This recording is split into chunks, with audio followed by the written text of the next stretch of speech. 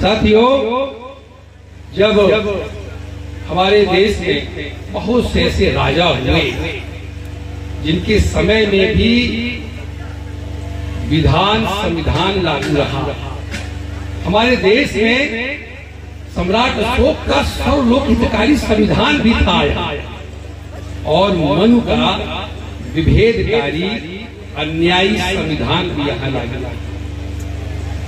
हमारे देश में यहाँ कई आक्रमणकारी आए, ये देश गुलाम रहा।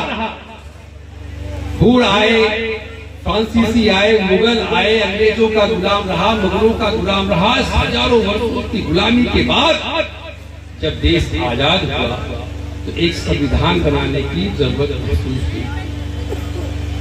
1946 में 9 जुलाई 1946 में संविधान सभा का गठन हुआ और उसमें सच्चिदानंद सिन्हा उसके कार्यकारी अध्यक्ष हुए। राजेंद्र प्रसाद जी बाद में उसके अध्यक्ष बने। लेकिन जो संविधान सभा की जो प्रारूप समिति थी, जो सबसे महत्वपूर्ण समिति थी संविधान के निर्माण की, उस समय उस देश में, भारत देश में तत्कालीन समय में जो सबसे ज्यादा योग्य व्यक्ति थे बाबा साहब डॉक्टर अम्बेडकर उसके अध्यक्ष बनाए गए। साथ ही उस प्रारूप समिति के जो अन्य सदस्य हैं जो कि संविधान के निर्माण में भले ही नाम मात्र का योगदान दिया हो, लेकिन आज संविधान दिवस के अवसर पर उन्हें भी नमन करना चाहिए, उनका भी नाम लेना चाहिए। ऐसे तमाम हमारे संविधान के निर्माता थे जो बाबा साहब डॉक्टर अम्बेडकर के साथ भले ही नाम मात्र के रहे हो। N Gopal Swami Ayyangar, Alladi Prasad Swami Ayyar, Syed Mohammad Saadulla, K M Munshi, DL Mitra, BP Khaitan, N Majumdar, DP Krishnacharya, तमाम लोग थे। लेकिन साथियों, इनमें से एक विदेश चला गया, एक विदेश चला गया, एक ने रिजाइन दे दिया, एक की तबीयत खराब रहा करती थी, एक मर गए और जो बचे थे उनकी संविधान निर्माण में कोई रुचि नहीं थी। ले देकर के केवल TT कृष्णाचार्य थे एक जो थोड़ा बहुत बाबा साहब के साथ सहानुभूति रखते रहे। यानी ले देकर के संविधान निर्माण की पूरी जिम्मेदारी परम पूज्य बाबा साहब डॉक्टर अम्बेडकर के कंधे पर आ गई। इसीलिए सर्वसम्मति से उन्हें फादर ऑफ द कॉन्स्टिट्यूशन कहा जाता है, संविधान का निर्माता कहा जाता है। और जब संविधान की प्रथम बैठक हुई 9 दिसंबर 1946 को, संविधान में कुल 166 बैठक हुआ। ऐसा नहीं कि बाबा साहब डॉक्टर अम्बेडकर जो लिख दिए वही मान्य हो गया।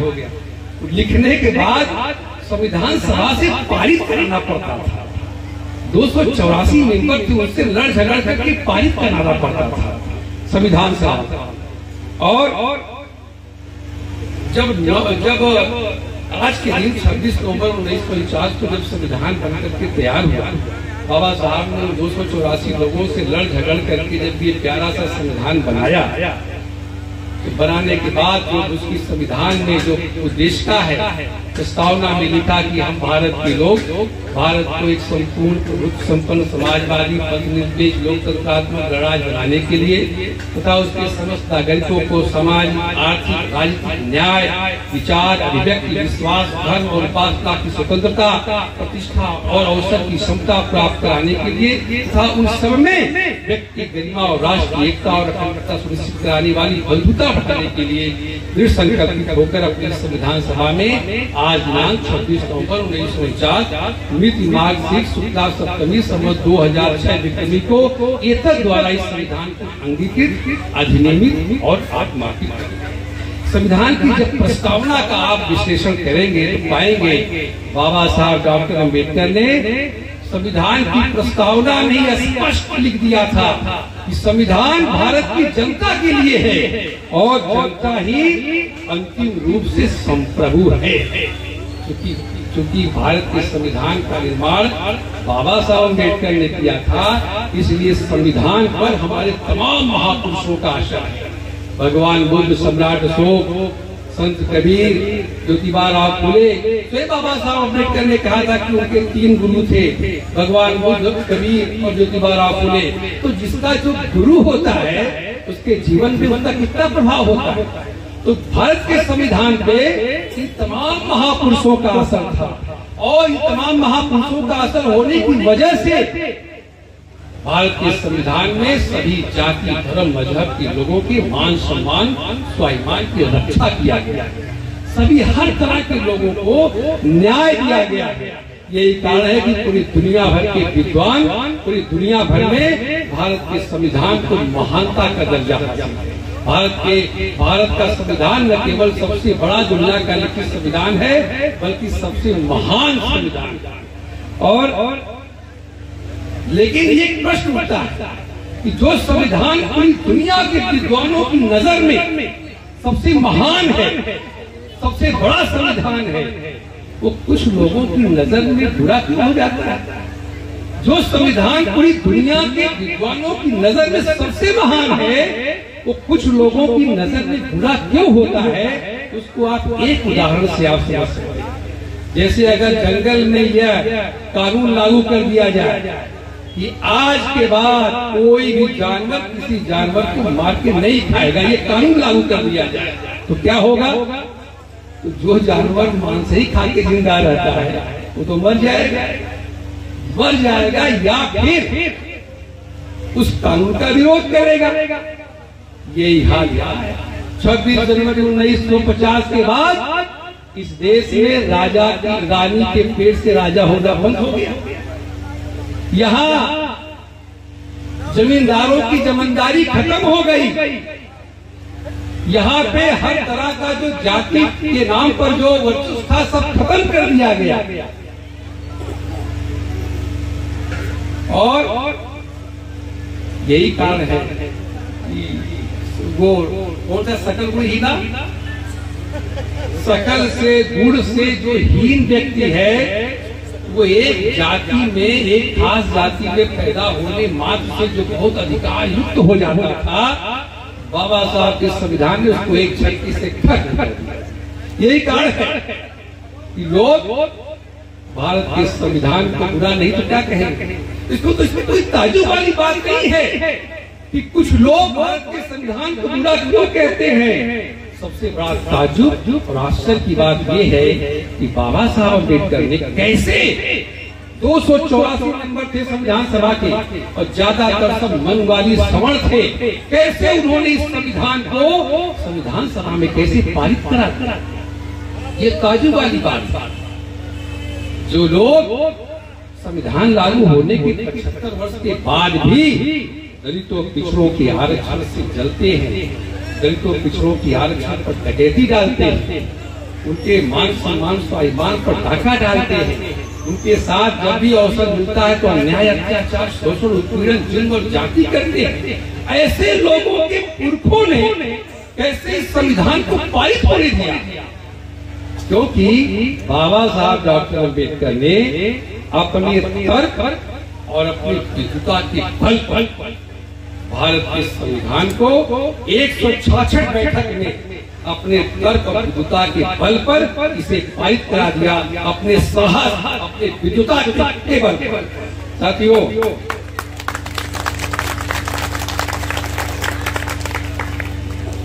अगर संविधान को बचाना है तो हमें बाबा साहब डॉक्टर अम्बेडकर के जैसा साहस और उनकी प्रतिष्ठा अपने सीने में स्थापित करनी होगी।